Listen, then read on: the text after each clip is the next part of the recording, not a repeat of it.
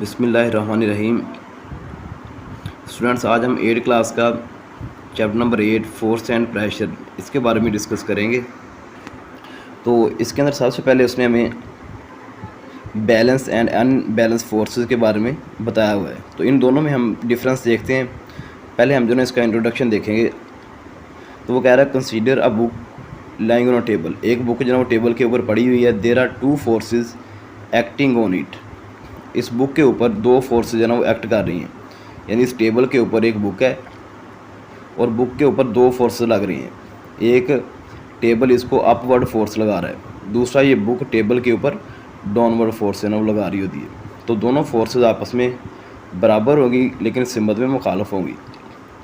तो सिमत में मुखालफ होने का मतलब है एक ऊपर को लग रही है फोर्स, दूसरी फोर्स नीचे को लग रही है। तो there are two forces acting on it. इसके ऊपर दो फोर्सेस लगेंगी बुक के ऊपर। These two forces are of equal magnitude. दोनों फोर्सेस मकदार में बराबर हैं, बट इन अपोजिट डायरेक्शंस। लेकिन ये डायरेक्शन में एक दूसरे के मुखालफ हैं।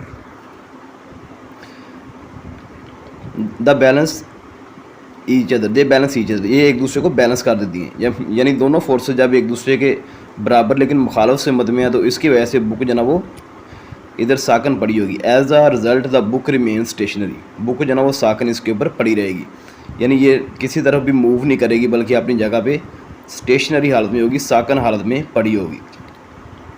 Know consider the book sliding toward right across the table. अब हम जो ना वो कंसीडर कर लेते हैं, फ़र्ज करते हैं हम कि बुक जो ना वो स्लाइड कर रही है, यानी वो हरकत करना शुरू हो गई है towards right across the table top. Table की जो सतह है जिसके ऊपर हमने इसको रखा हुआ है उससे वो राइट जानब जो ना वो मूव करना शुरू कर दे। After having been pushed hard, और उसको अगर हार्डली पुश किया जाए यानी उसके ऊपर फोर्स लगाई जाए तो वो राइट साइड को अगर मूव करना शुरू हो जाए। The book is in motion. तो बुक किस हालत में होगी? हरकत की हालत में होगी। Even during the interval when there is no force pushing it, the book is in motion even during the interval. Book जो ना वो मोशन की हालत में है ड्यूरिंग द इंटरवल, यानी लम्हाती तौर पे। When there is no force pushing it, जब इसको कोई भी फोर्स अभी पुश भी नहीं कर रही हो। Now the forces acting upon the book are shown in figure. यहाँ पे फोर्सेज जो है ना वो दिखाई हुई हैं, यानी बुक के ऊपर जितनी फोर्स लग रही हैं वो उसने दिखाई है। बुक के ऊपर अपवर्ड फोर्स भी है, डाउनवर्ड फोर्स भी है, लेफ़्ट में भी फोर्स है और राइट में भी। तो लेकिन बुक जो है ना साकन हालत में है, तो उसकी वजह क्या होगी वो आगे हम देखते हैं। As a book moves to the right, अगर वो राइट को मूव कर रही है, the force of the friction acts on the left to the left. तो बुक और टेबल के दरमियान एक फ़ोर्स है जिसको हम फ्रिक्शन की फ़ोर्स का नाम देते हैं, तो वो लेफ़्ट में होगी। यानी अगर बुक राइट साइड पे मूव हो रही है तो फ्रिक्शन की फ़ोर्स लेफ़्ट साइड पे मूव होगी। जैसे हम पैदल चलते हैं तो हमारे पाँव और ज़मीन के दरमियान फ्रिक्शन की फ़ोर्स होती है, तो हम आगे को चलते हैं फ्रिक्शन की फ़ोर्स पीछे को लग रही होती है। सेम ऐसे ही बुक जो ना वो राइट साइड पे मूव करेगी और फ्रिक्शन की फ़ोर्स जो है वो लेफ़्ट साइड पे उसको जो ना वो लग रही होगी। The weight acting downward and the force of table pushing upward. अब उसके ऊपर जो उसका वेट है वो डाउनवर्ड है, यानी नीचे की जानब वो टेबल के ऊपर फोर्स लगा रहा है, और फोर्स ऑफ टेबल, और टेबल उसको पुशिंग टूवर्ड ऊपर की जानब फोर्स लगा रहा होता है। डाउनवर्ड का मतलब है नीचे की जानब, अपवर्ड का मतलब है ऊपर की जानब। तो यानी बुक जो है ना वो टेबल के ऊपर नीचे को फोर्स लगाएगी और जो टेबल है वो बुक के ऊपर को फोर्स लगाएगा। Are of equal magnitude and opposite in direction. तो दोनों क्या है आपस में इक्वल इन मैग्नीट्यूड है लेकिन डायरेक्शन में क्या है अपोजिट है। These forces balance each other. तो ये एक दूसरे को बैलेंस कर देती हैं। However there is no force present to balance the force of friction. As the book moves to the right the friction acting toward left slowed on the book. लेकिन जो दूसरी फोर्स है ना, जैसे बुक जो ना राइट साइड पे move हो रही है तो उसको जो ना फ्रिक्शन उसके ऊपर अमल करेगी, लेकिन फ्रिक्शन उस बुक की जो मूविंग फोर्स है उसके बराबर नहीं लगा रही होगी फोर्स। यानी बुक जो ना मूव करती जाएगी, आस्ता आस्ता वो रुक जाएगी, तो फ्रिक्शन की वजह से वो उसकी स्पीड स्लो होना शुरू हो जाती है। There is a case of unbalance force. इसको हम अनबैलेंस फोर्स का नाम देते हैं। अब बैलेंस और अनबैलेंस फोर्स में क्या है, बैलेंस फोर्स के अंदर अपवर्ड और डाउनवर्ड दोनों फोर्सेस बराबर होती हैं लेकिन संबंध में मुखालफ होती हैं। लेकिन इसके अंदर जो अनबैलेंस फोर्स है इसमें दोनों फोर्सेस है ना वो बराबर नहीं होती, एक कम होगी दूसरी ज़्यादा होगी। When number of forces are acting on a body these can be balanced और unbalanced forces. Number of force का मतलब एक बॉडी के ऊपर बहुत सारी फोर्सेज लग रही होती हैं और वो बैलेंस फोर्सेज भी हो सकती हैं और अनबैलेंस फोर्सेज भी हो सकती हैं। In case of balance forces there is no change in speed और डायरेक्शन ऑफ द बॉडी। अगर तो वो अनबैलेंस है तो ना उसकी स्पीड पे कोई फ़र्क आएगा ना उसकी डायरेक्शन में कोई फ़र्क आएगा।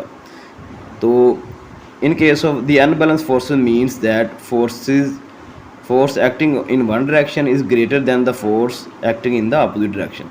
तो यानी सिंपल वर्ड्स में ये है कि जब बैलेंस फोर्स होगी तो वो मकदार में भी बराबर होनी है, सिमत में भी बराबर मुखालफ सिमत में होगी, यानी मकदार में बराबर सिमत में मुखालफ, तो वो बैलेंस फोर्स है। और ऐसी फोर्स अनबैलेंस होगी जिसके अंदर जो ना वो एक फोर्स जो ना वो ग्रेटर हो, वन डायरेक्शन इज़ ग्रेटर, यानी force acting in one direction is greater. जो एक तरफ फोर्स लग रही है वो ज़्यादा फोर्स लग रही हो और जो उसके मुखालफ फोर्स लग रही है वो कम हो, तो वो अनबैलेंस हो जाएगी। यानी इसके वर्ड से हमें जो ना पता चल जाएगा बैलेंस के अंदर क्या है कि दोनों फोर्सेस बराबर हैं लेकिन वो सिमत में मुखालफ हैं। लेकिन जो अनबैलेंस है उसके अंदर दोनों फोर्सेस जो है ना वो बराबर नहीं हैं, ठीक है। तो एक फोर्स ज़्यादा होगी दूसरी कम होगी। अब ऐसे ही जो ना एक यहाँ पे उसने गेम दिखाई हुई है हमें, टीम ए है और टीम बी है। तो टीम ए के अंदर जो ना वो हम देख रहे हैं कि एक टीम जो ना वो अपनी तरफ रस्सा खींच रही है, दूसरी अपनी तरफ। तो ये कब तक जो ना इनके ऊपर जो ना वो बैलेंस रहना है, जब दोनों फोर्स लगाने वाली जो टीम्स है वो इक्वल फोर्स जो ना वो लगा रहे हुए, यानी ए टीम भी उतनी फोर्स लगा रही है, ए टीम भी उतनी फोर्स लगा रही है, तो ये दरमियान में ऐसे ही खड़े रहेंगे। लेकिन जब इधर वाली टीम की फ़ोर्स ज़्यादा होगी तो ये बी टीम जो ना अपनी तरफ रस्सा खींच लेगी, और अगर जो ना ए टीम की फ़ोर्स ज़्यादा होगी तो वो अपनी तरफ खींच लेगी। तो ये अनबैलेंस हो जाएगा। बैलेंस कब होना है, जब दोनों बराबर फोर्स लगाएंगे। फोर्स बराबर होगी लेकिन सिमत मुखालफ होगी, बी टीम अपनी तरफ खींच रही है, ए टीम अपनी तरफ खींच रही है, लेकिन दोनों की फ़ोर्स बराबर है तो वो रस्सा इधर ही रहेगा। लेकिन अगर बी टीम जो ना वो ज़्यादा फोर्स लगाए, ए टीम की फ़ोर्स कम हो, तो वो अपनी तरफ रस्सा खींच लेती है बी टीम। और ऐसे ही सेम अगर ए टीम जो है उसकी फ़ोर्स जो है वो ज़्यादा है तो रस्सी ना उस तरफ मूव हो जाएगी। तो ये अनबैलेंस है। बैलेंस के अंदर रस्सा इधर ही रहना है, दोनों तरफ फोर्स लगेगी लेकिन मुखालफ सिमत में। लेकिन जो अनबैलेंस है उसमें एक टीम ने ज़्यादा फोर्स लगा देनी है, दूसरी ने कम लगानी है, तो वो अनबैलेंस फोर्सेज जो ना वो आ जाती हैं। तो अब इसकी डेफिनेशन वो कर रहा है, an unbalance or a net force acting on a stationary object could make the object start moving. Unbalance force में क्या है, एक नेट फोर्स है जो स्टेशनरी ऑब्जेक्ट के ऊपर लग रही होती है, could make the object start moving, तो वो स्टेशनरी ऑब्जेक्ट को मूव करवाना शुरू हो जाएगी। यानी जो अनबैलेंस फोर्स है उसकी वजह से एक साकन हालत में पड़ा हुआ जिस्म भी हरकत करना शुरू हो जाता है। A net force acting on a moving object could make the object change speed, change direction और स्टॉप इट मूविंग। तो या तो उसकी डायरेक्शन को भी चेंज कर रहा होता है, उसकी जो ना वो स्पीड को भी चेंज कर रहा होता है, या उसको रोक रहा होता है। तो बैलेंस फोर्स के अंदर हमने क्या देखा कि कोई भी अगर स्टेशनरी ऑब्जेक्ट है तो उसको वो मूव करवाएगी, उसकी जो ना वो स्पीड भी चेंज होगी, उसकी डायरेक्शन भी चेंज होगी, और वो या तो उसको जो ना वो रोक देगी।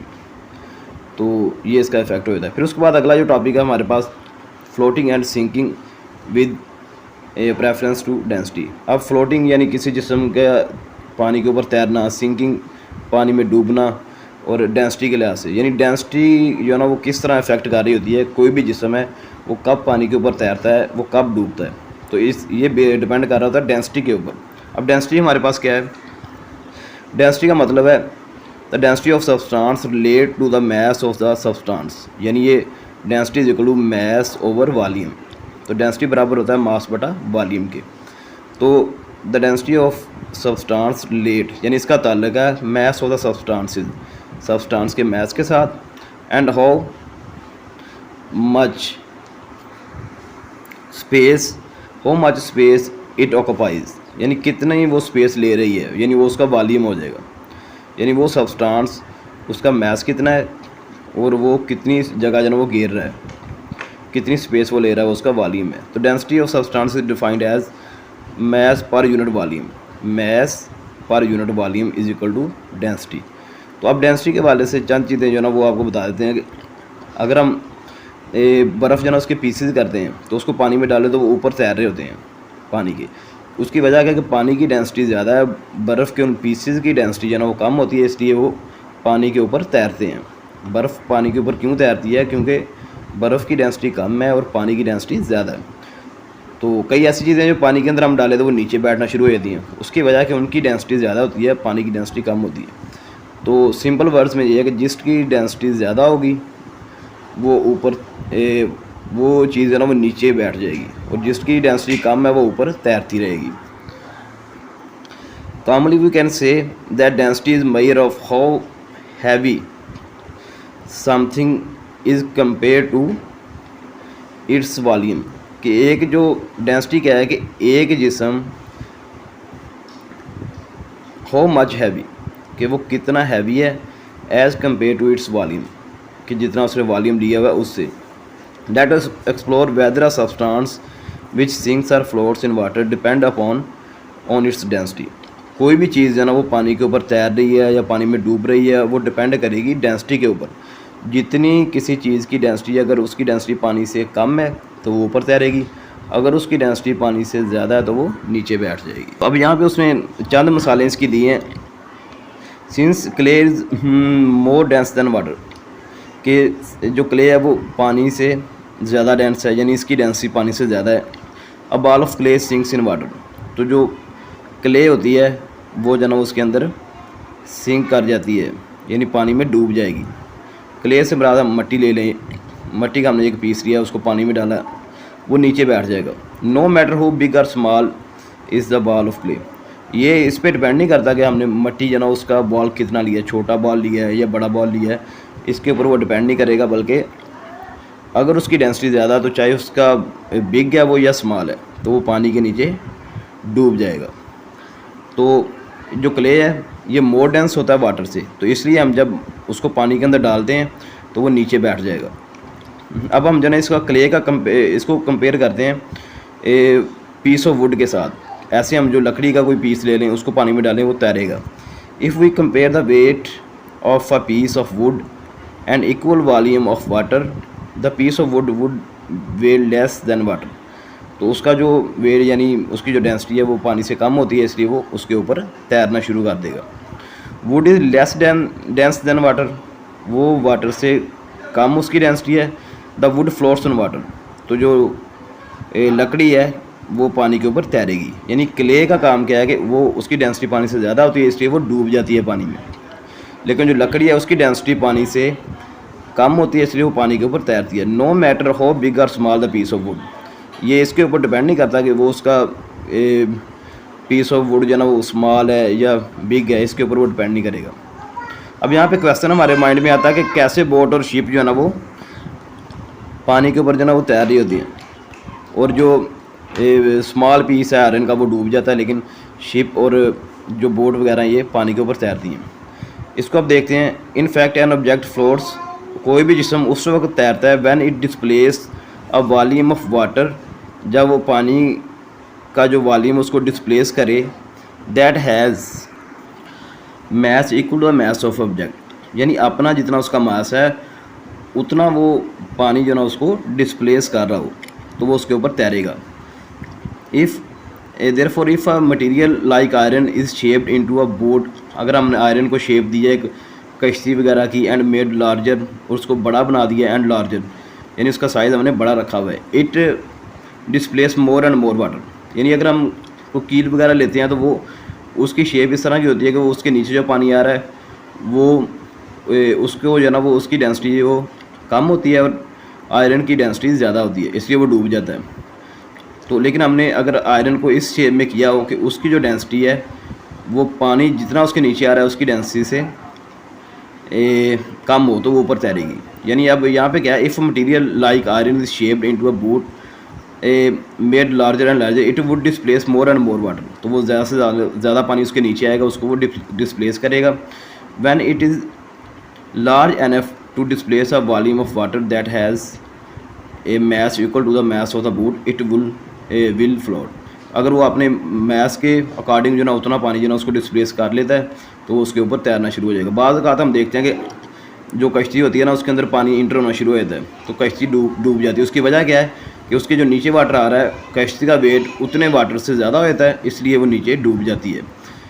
तो अगर तो उसने उतना पानी डिस्प्लेस किया है जितना उसका अपना वेट है तो वो ऊपर तैरेगी। A good example of this is empty steel vessel. हमने एक स्टील का वो बर्तन देखें, it floats in a tub of water, तो पानी के टब के ऊपर वो तैर रहा होता है।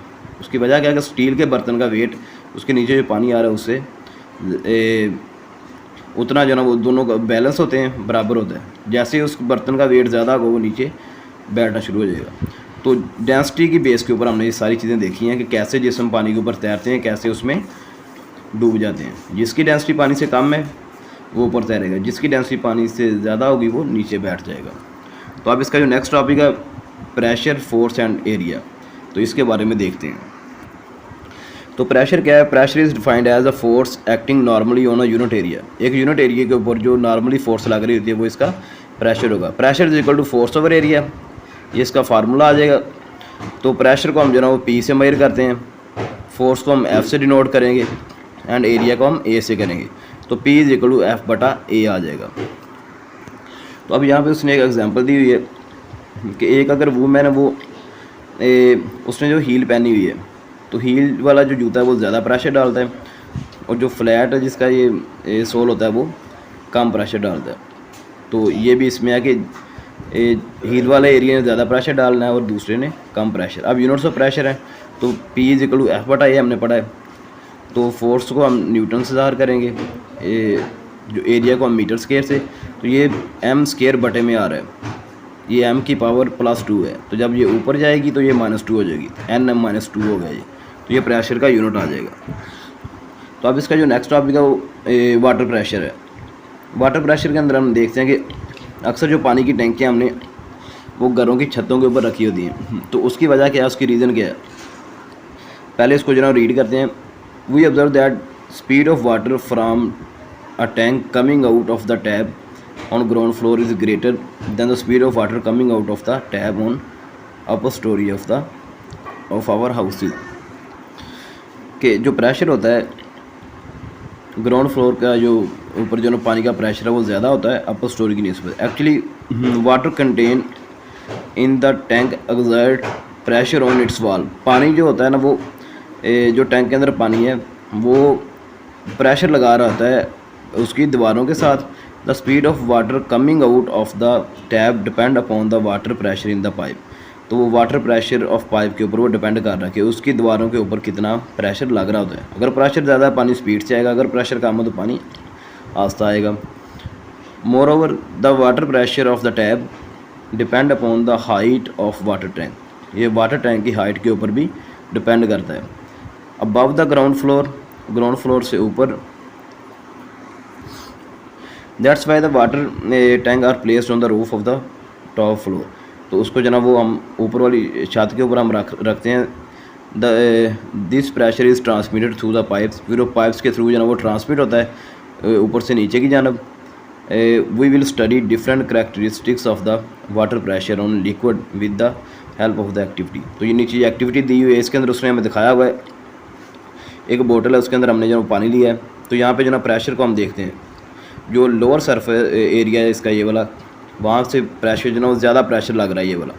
ये देखें पानी जो ना वो दूर तक जा रहा है, लेकिन जो इसका अपर एरिया वहाँ पे प्रेशर कम है। जितना हम ऊपर को जा रहे हैं प्रेशर कम होता जा रहा है। तो यहाँ पे जो ना प्रेशर ज़्यादा है, तो जिधर प्रेशर ज़्यादा होगा उधर जो ना वो पानी जो ना स्पीड के साथ मूव करेगा, दूर तक वो जाएगा इधर। तो जिधर ये प्रेशर कम है वहाँ वो साथ ही नीचे गिरता जा रहा है। तो इसी बेस के ऊपर जो ना हम जो वाटर टैंक को रखते हैं।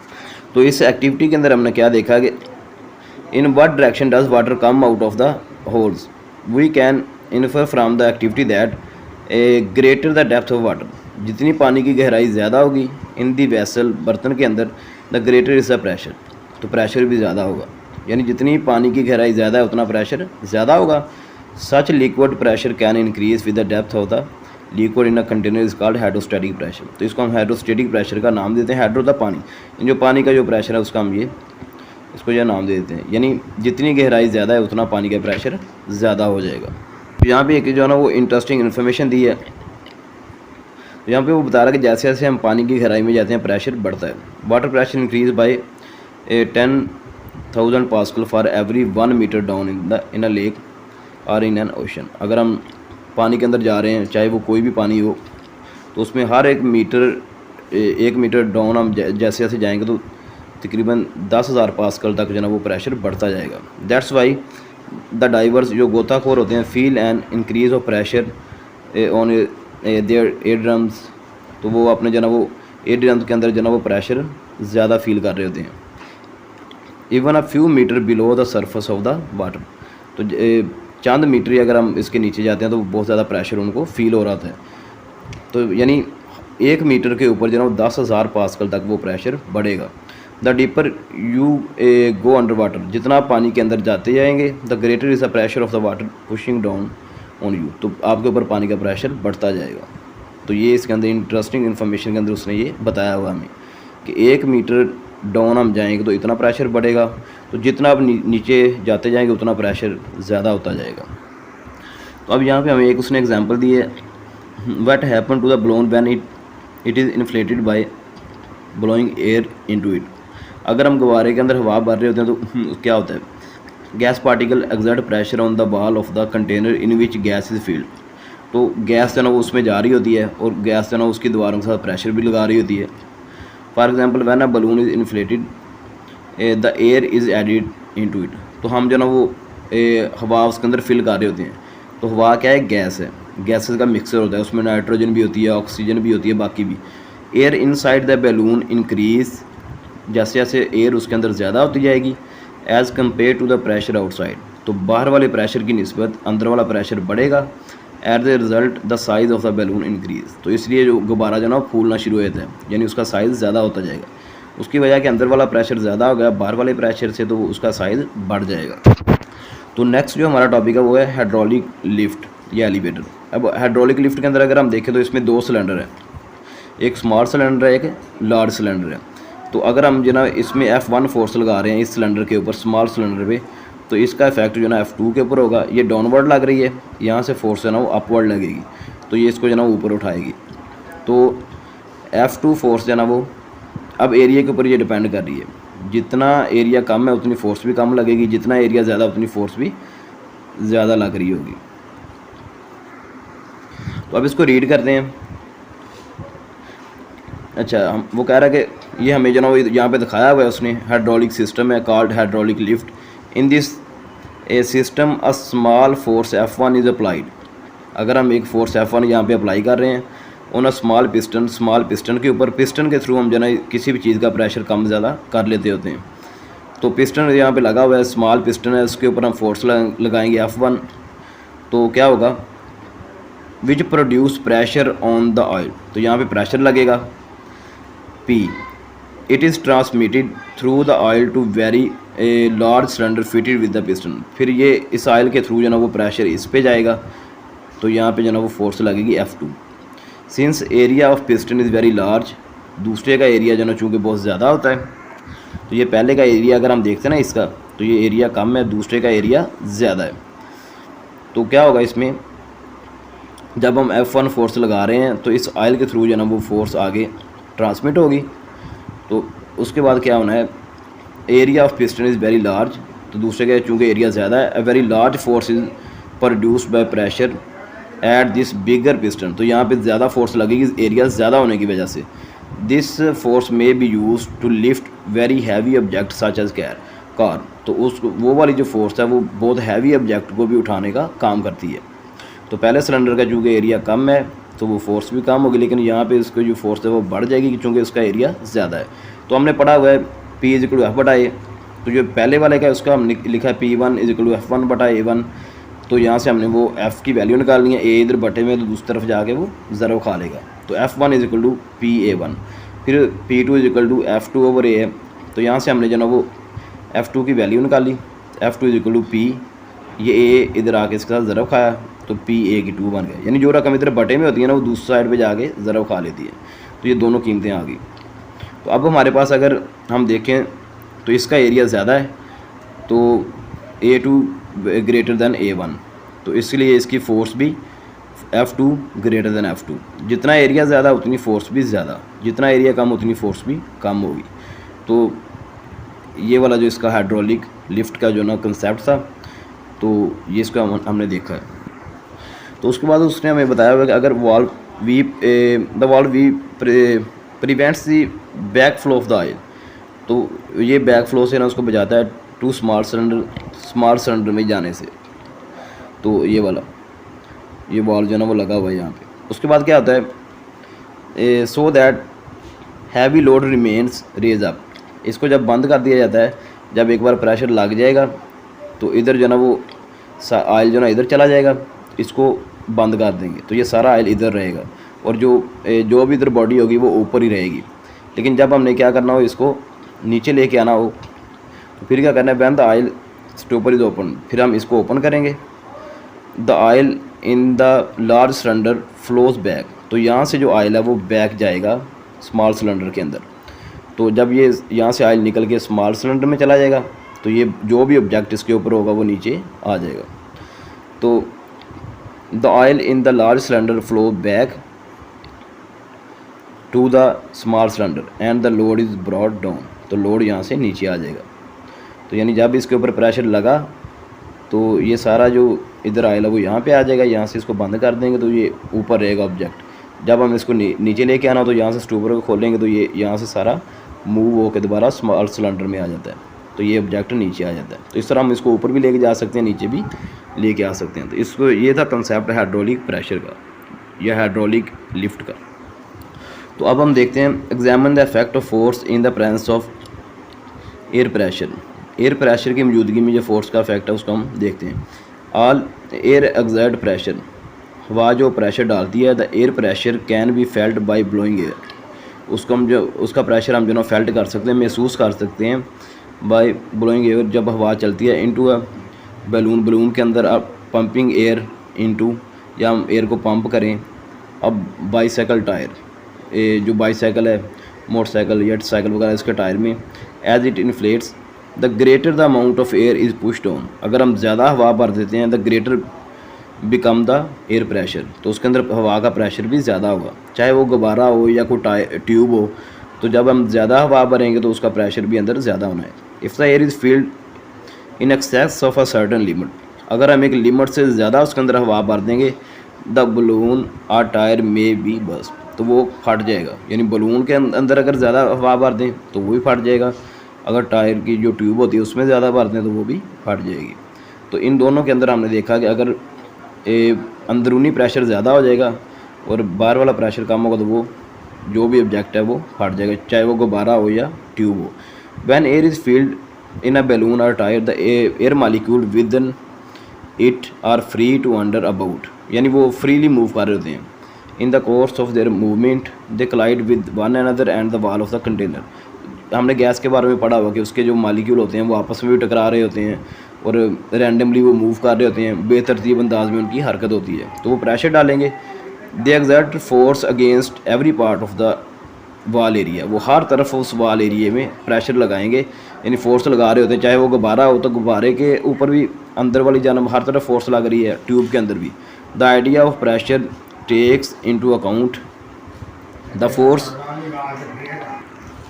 The pressure has a no direction, in other words the pressure exert force in all direction at a point, यानी प्रेशर जो भी हमने गैस लिया चाहे वो बलून के अंदर है या ट्यूब के अंदर है, तो उसका प्रेशर हर तरफ उसके लग रहा होता है। Because of its pressure the air in the tyre apply the force to the surface with which it is in contact, तो वो उसके ऊपर जो ना वो फोर्स भी लगा रही है, तो यानी प्रेशर लगेगा, इसका मतलब उसकी सरफेस के ऊपर फोर्स लग रही है। We know the air is present over the earth surface, it exert pressure which is known as atmospheric pressure, तो वो एटमॉस्फेरिक प्रेशर हम उसको बोलते हैं। Let us explore the effect of force in the presence of air by following activities. तो यहाँ पे एक एक्टिविटी है जिसके थ्रू हमने इसको जो ना वो देखना है। तो इसमें हमने देखा कि गुब्बारे के अंदर जो हवा है अगर उसका प्रेशर बाहर वाले प्रेशर से ज़्यादा होगा तो गुब्बारा जो है ना फट जाएगा। तो ट्यूब हो या गुब्बारा हो, तो ये इसी रूल के ऊपर वो कर रहा होता है कि अगर उसका प्रेशर बाहर वाले प्रेशर के बराबर है तो वो नॉर्मल हालत में रहेगा, लेकिन जब उसका प्रेशर ज़्यादा हो जाना अंदर वाला तो वो फट जाएगा। लेकिन जब उसका प्रेशर कम होगा तो हम जो ना जैसे ट्यूब जो ना वो उसके अंदर हवा कम हो जाए तो हमें फिल करनी पड़ती है वो। तो यानी हम प्रेशर को बराबर करना चाह रहे होते हैं उसके, तो प्रेशर बराबर होगा तो नॉर्मल हालत में रहेगा वो। लेकिन अगर उसका अंदरूनी प्रेशर बढ़ गया तो वो टायर जो ना वो बर्स्ट हो जाती है। तो ये चैप्टर हमने इसका मुकम्मल कर लिया। अब इसके क्वेश्चन नेक्स्ट करेंगे। तो यहाँ तक, अल्लाह हाफ़िज़।